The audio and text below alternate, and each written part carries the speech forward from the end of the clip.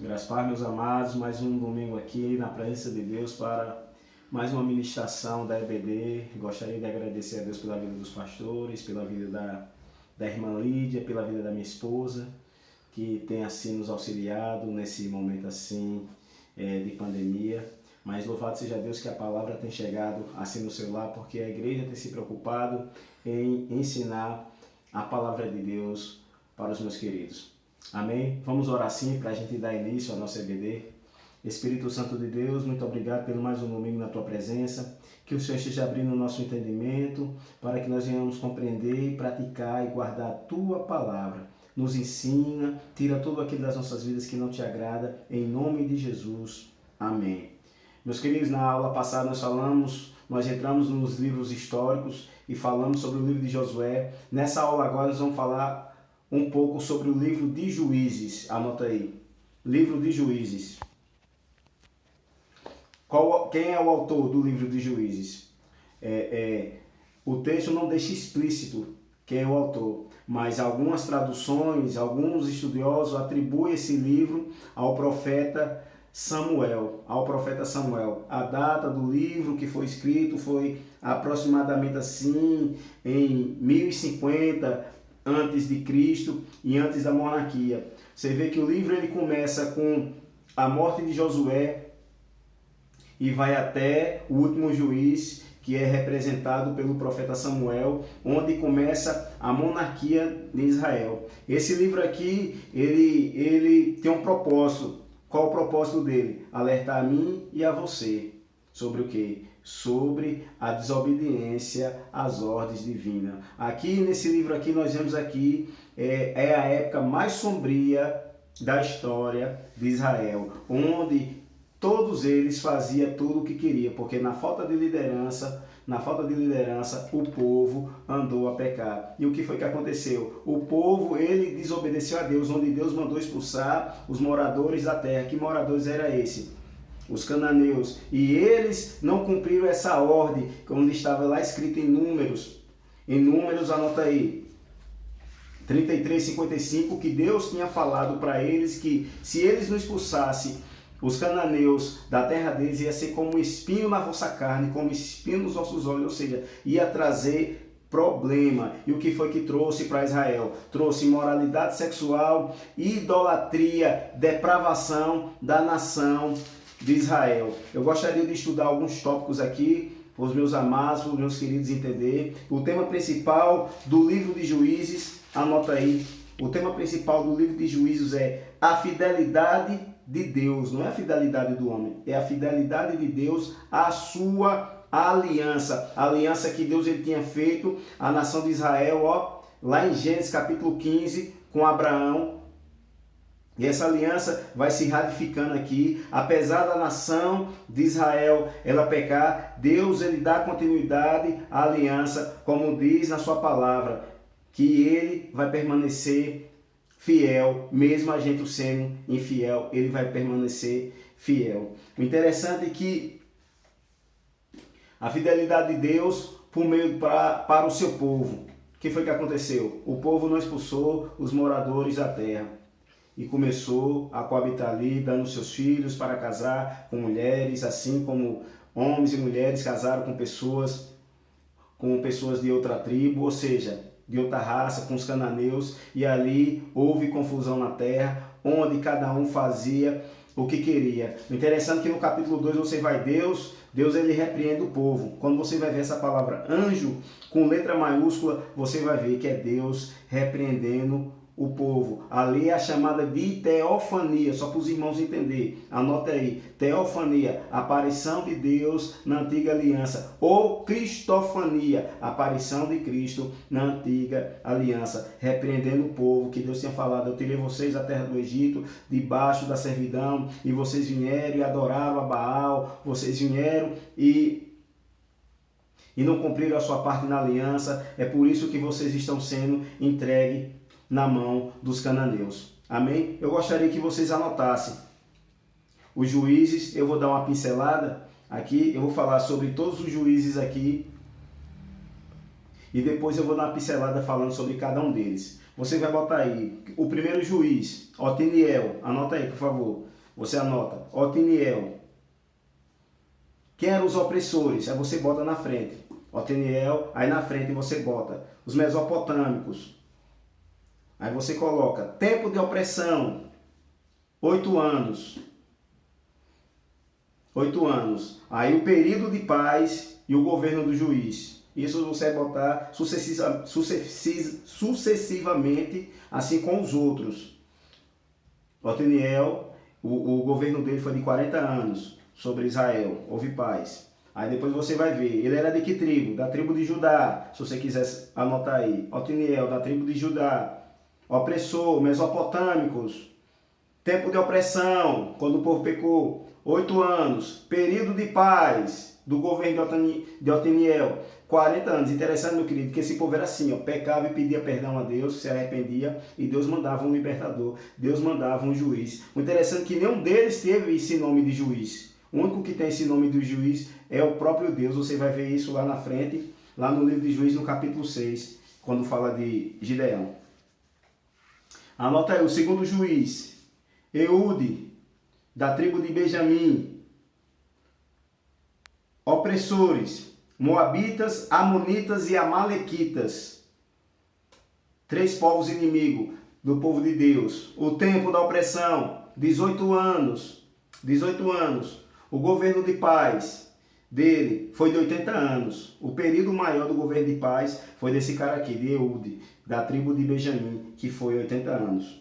Terceiro, Sangás. Alguns estudiosos falam que ele era um estrangeiro, é desconhecido. A Bíblia não fala de que tribo ele era, talvez seja um estrangeiro. Opressor, os filisteus. Anota aí. Os filisteus, o povo opressor. Aí o tempo do governo dele também não se fala quanto tempo foi que a terra ficou em paz no governo dele. Aí, quarto, uma mulher, Débora. Qual era a tribo de Débora? Efraim, para os irmãos aprender. Efraim, povo opressor, cananeus. Tempo da opressão, 20 anos. O tempo que ela foi juíza sobre Israel. O tempo que ela governou, 40 anos. O quinto juiz, Gideão, da tribo de Manassés. Ele é também chamado de Jerubaal. Depois lá na frente eu vou explicar mais um pouco sobre isso aqui, que os irmãos vão entender porque é que ele chamava também de Jerubaal. Gideão, o povo opressor, medianitas, amalequitas, povo do mal, povo do leste. Tempo de opressão, 7 anos. E o governo dele, 40 anos. Qual era a tribo de Gideão? Tribo de Manassés. Para os irmãos entender aqui. Eu estou falando o nome da tribo, o povo que oprimia a nação de Israel, e quanto tempo o povo foi oprimido, e o tempo de paz que cada juiz teve sobre a nação de Israel. Só para os irmãos entender, compreender. Vamos lá. Abimeleque, qual era a tribo? Manassés. Opressor, entre eles mesmos, guerra civil. Era uma guerra civil entre ele mesmo, entre as próprias tribos. O governo dele foi de 3 anos. Amém? De 3 anos. Vamos lá. O sétimo, Tola, Isacar, Juízes 10, versículo 1 e 2. Opressor, provavelmente guerra civil, assim como Jair, da tribo de Manassés. Período de paz, ou seja, o governo dele, 23 anos. O de Jair, 22, da tribo de Manassés. O nono, Jefté, tribo também de Manassés. Povo opressor, filisteus, amonitas e guerra civil entre efraimitas, ou seja, a tribo de Efraim. Ele reinou durante 6 anos. Aí vem Ibsã ou... Ele era de que tribo? Judá ou Zebulon? Aí não fala qual era o opressor e nem o tempo da opressão. Sabe que ele se tornou, que o tempo do governo dele foi de 10 anos. Aí vem Elon, também 10 anos, Abidom, 8 anos e Sansão, 20 anos. Aqui só para os irmãos entender, vou dar uma pincelada aqui, rápida aqui, para que os irmãos vai entender aqui, a partir do capítulo 4, quando fala de Débora. A Bíblia diz que Débora era profetisa e líder em Israel, mãe de família. O interessante é que quando os cananeus vieram contra a nação de Israel, Baraque, ele não queria ir só. Ele falou que só ia se Débora fosse. Aí Débora, rapaz, eu vou, mas também a honra vai ser minha. A honra vai ser de uma mulher. E nisso Débora liderou a batalha contra os cananeus e foi vitoriosa. Eu gostaria de dar uma pincelada aqui em algo aqui.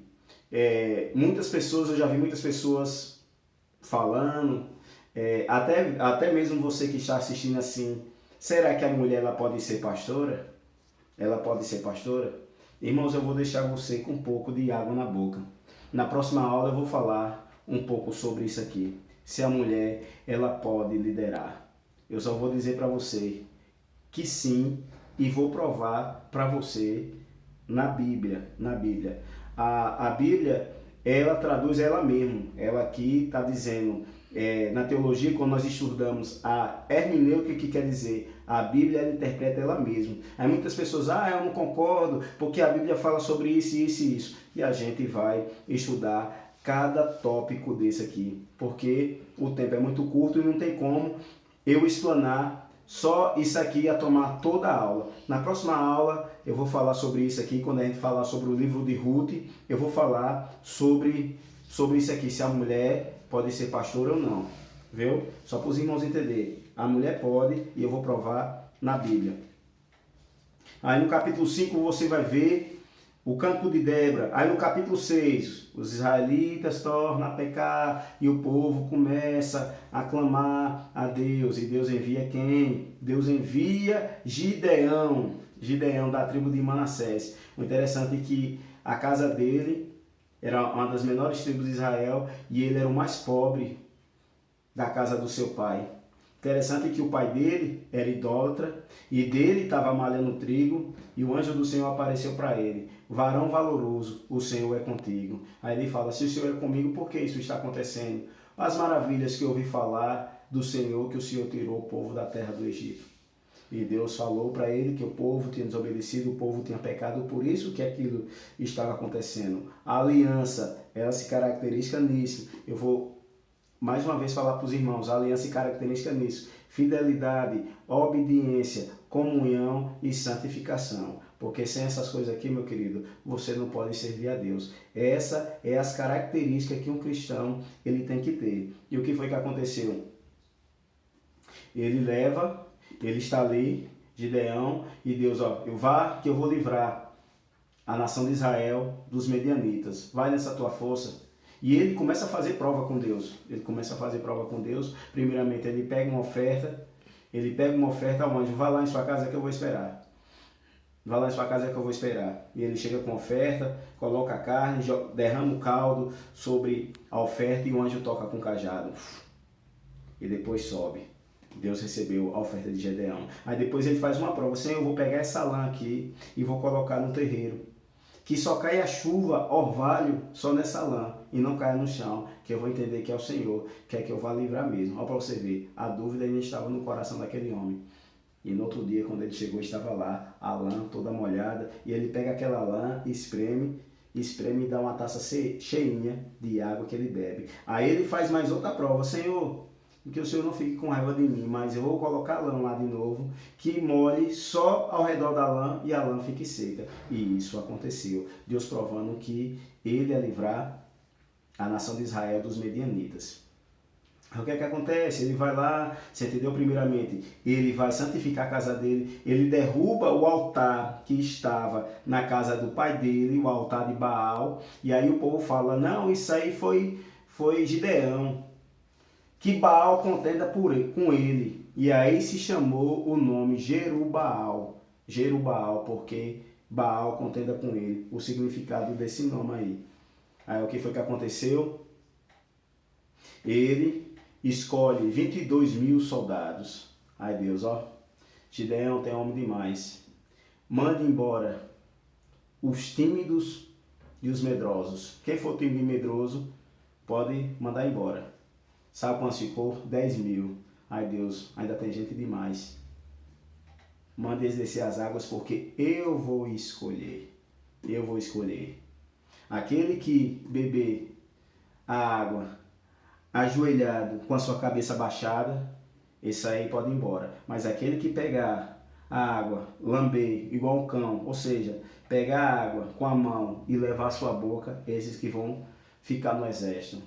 E só restou 300 homens. E você vai ver por que Deus ele não deixou levar esse tanto de gente. Porque o pessoal ia falar, não foi a mão do Senhor que nos livrou, e sim a nossa mão, porque nós foi esse tanto de soldado. Eu quero dizer uma coisa, que Deus é que Ele que peleja a minha e a sua batalha. O interessante é que Gideão ele levou cântaros, com o exército dele, cântaros, trombetas e lamparinas e tochas.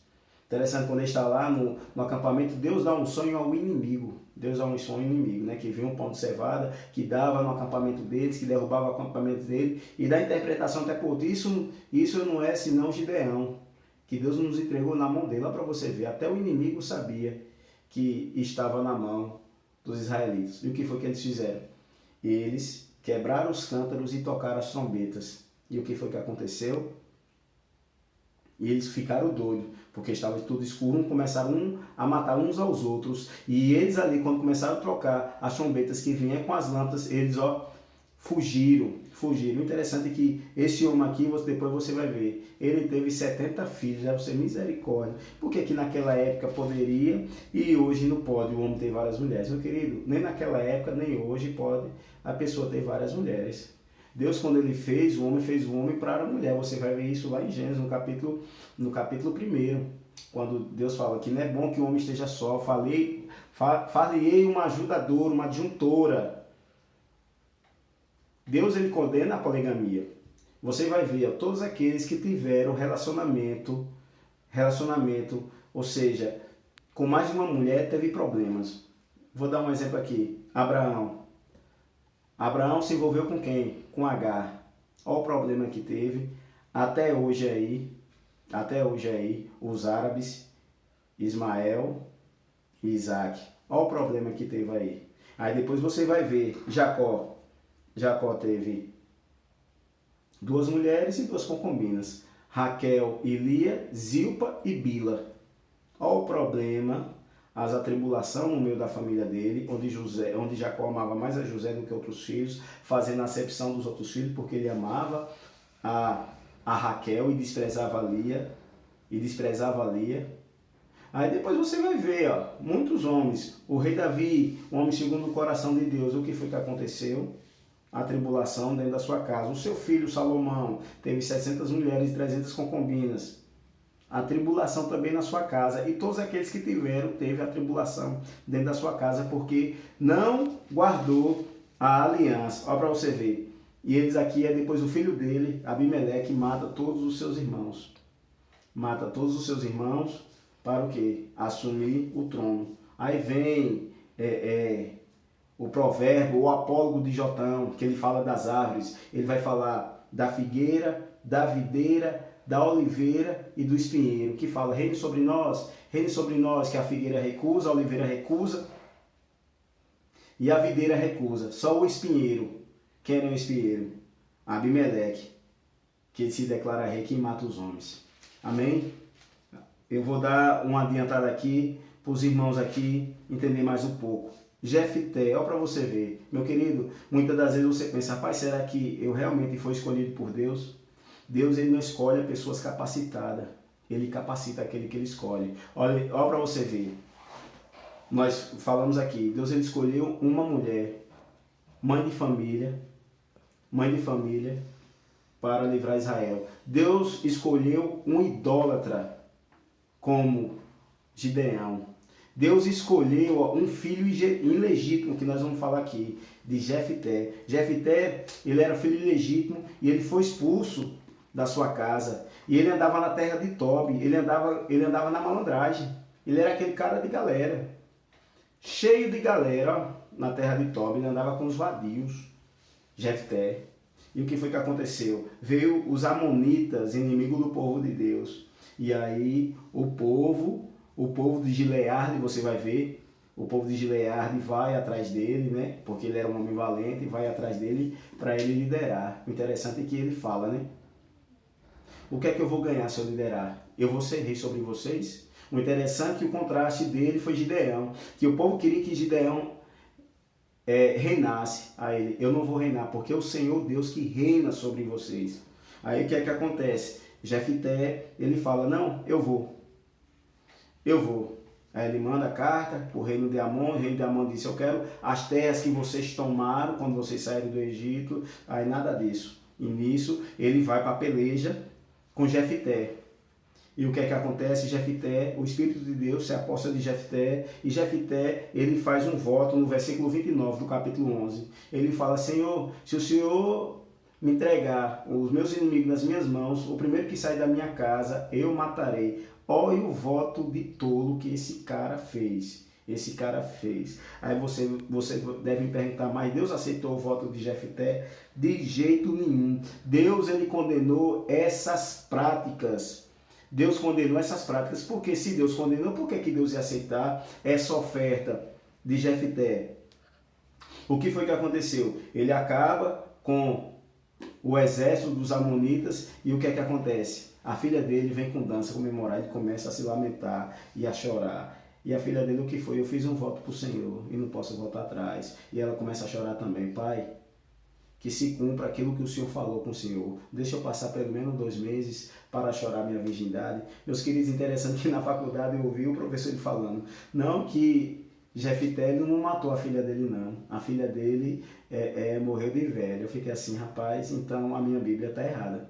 Que você vai ver que no versículo 39, que ao fim dos 2 meses, ele cumpriu o voto. Qual foi o voto? De oferecer a filha dele em holocausto. Você sabe o que é o holocausto? A gente falou nas aulas passadas, eu vou dizer o que é o holocausto. O holocausto é a famosa oferta queimada, onde só ficava cinza, meu querido. E Deus, ele não aceitou Jefité, ele fez isso porque ele morava no meio dos amonitas. Os amonitas tinham essa prática e pensavam que Deus ele ia aceitar isso aí. Mas Deus não aceitou essa oferta de Jefité. Esse cara, ele fez um voto de tolo. Muitas das vezes nós fazemos voto para o Senhor, falamos assim, Senhor, se o Senhor me der um emprego, meu primeiro salário, eu devolvo ao Senhor. Meu querido, a Bíblia diz que você não é obrigado a votar, na Eclesiastes, se eu não me engano, capítulo 5. Mas se você vota, você é obrigado a cumprir. Seja a vossa palavra que sair da vossa boca. Sim, sim, não, não. Passou disso, é procedência maligna. Às vezes você está ali, Senhor, se o Senhor me livrar dessa, eu por toda a minha vida eu vou servir ao Senhor. E aí? E hoje você está afastado dos caminhos do Senhor. E Deus, ele pode cobrar muito bem da sua vida. Eu quero dizer algo no rapaz lá da minha célula. Ele foi preso, né? Eu ia visitar ele. E ele chegou para mim e falou o seguinte, rapaz, quando eu sair daqui eu vou servir a Deus. Aí eu falei, você vai mesmo? Vou. Eu vou para a igreja, eu vou servir a Deus, tá certo. E quando ele saiu, ele estava na casa dele. Eu fui na casa dele, ele bebendo. E eu, e aí, meu irmão, tudo bom? Não vou dizer o nome aqui, que muitos de vocês podem conhecer. Rapaz, estou bem, e aí? Vamos para a igreja? Rapaz, bicho, eu estou pensando bem. Eu acho que não chegou o tempo ainda.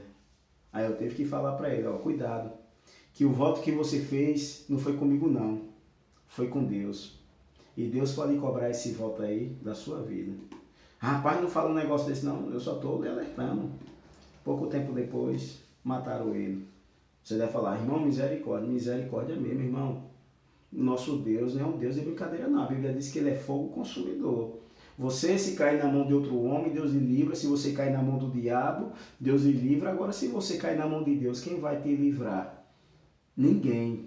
Olha para você ver. Esse cara aqui não tem mais ninguém como descendência dele. Aí, interessante que no capítulo 12, os efraimitas, a tribo de Efraim ficou invocada porque eles não foram para a guerra. Ou seja, Jefité convocou, eles não foram, eles queriam tocar fogo em Jefité juntamente com toda a casa dele dentro. É o que é que acontece? Uma guerra civil. A tribo de Manassés com a tribo de Efraim começam a matar uns os outros. Aí Jefité, ó, coloque na passagem lá do Rio Jordão soldados. E aquele que não souber falar o enigma, mate cada um deles. O enigma era a palavra Shibolete.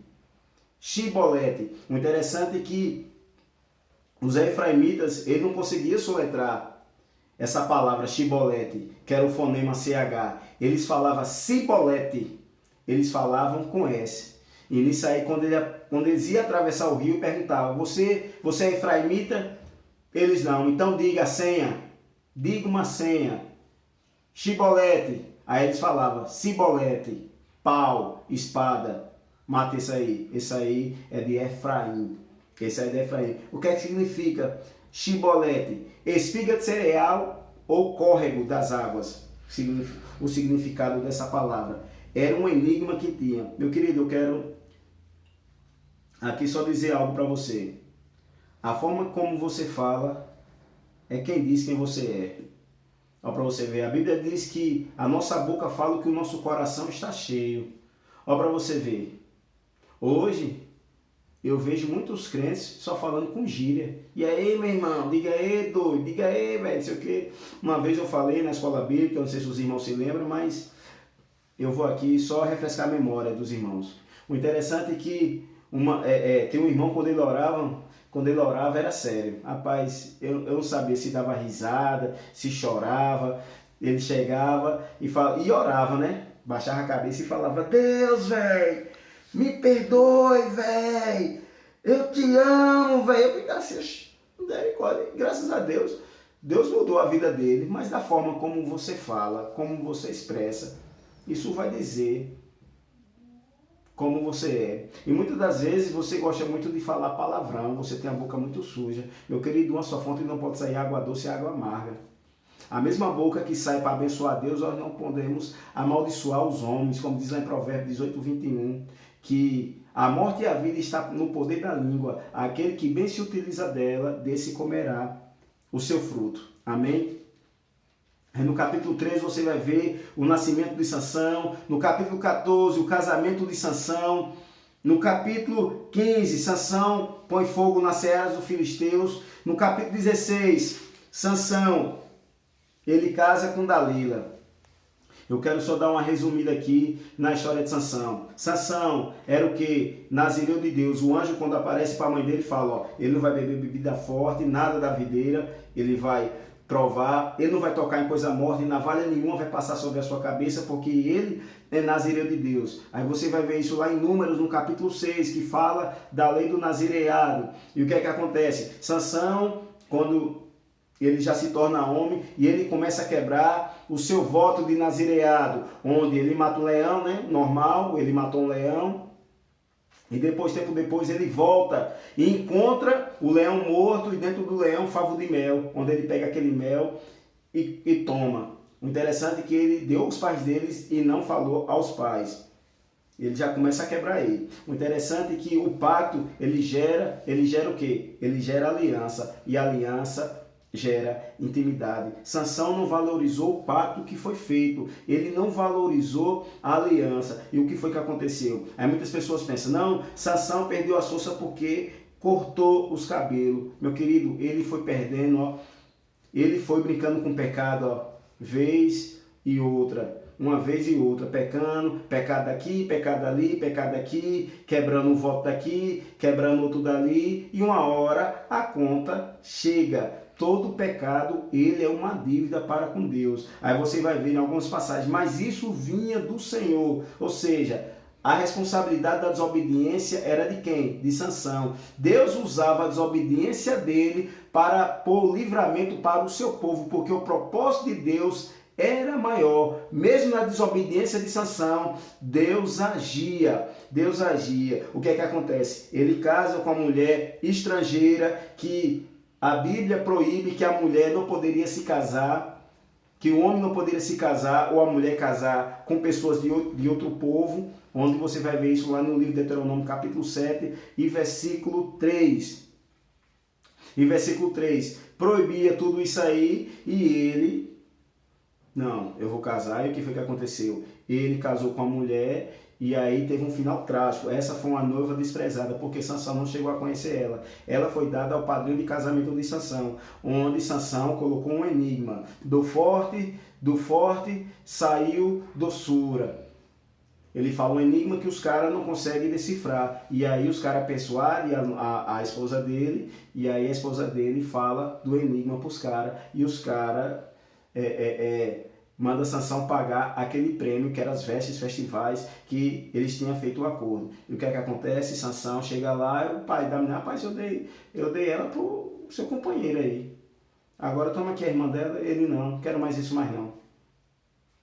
Aí o que é que acontece? Ele pega 300 raposas, se você perguntar, rapaz, como foi que ele pegou essas raposas? Eu não sei. Ele marra tochas de fogo no rabo da raposa e coloca na cela dos filisteus, toca fogo ali. Aí depois você vai ver no capítulo 14, onde ele mata com a queixada do jumento 1000 homens, empilha com a queixada do jumento 1000 homens. Aí depois disso aí você vai ver ele, no capítulo 16, que ele vai até uma mulher prostituta, tem relação com ela, no versículo 4, que ele se afeiçoou pela mulher no vale de Soreque, que se chama Dalila, ou seja, ele se apaixonou. Eu quero só dizer uma coisa aqui para você, a paixão é diferente de amor, porque a paixão, ela é burra, o amor, ela é sábio, a paixão, ela é cega, o amor, tudo vê. A paixão procura os seus próprios interesses. O amor procura o interesse dos outros.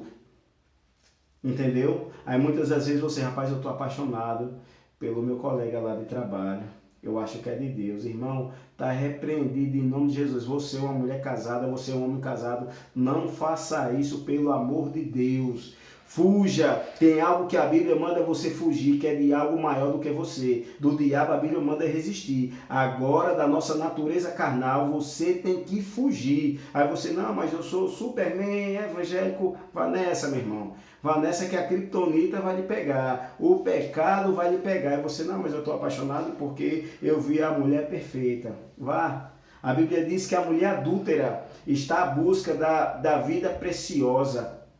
Da vida preciosa. Fala bem assim, que suas palavras é como um favo de mel, mas no final é absinto, porque aquele que vai à sua casa, porque os seus pés descem à morte e os seus passos conduzem ao inferno. Olha para você ver como essa mulher é maravilhosa. Você quer essa mulher em sua casa? Eu mesmo não quero. Misericórdia, está repreendida em nome de Jesus. Eu estou falando para você, tome cuidado, a paixão ela é cega. Não, mas você não, o amor é cego. O amor é cego não, o amor tudo vê, meu irmão. A paixão que ela é cega, o que você está sentindo é algo da carne.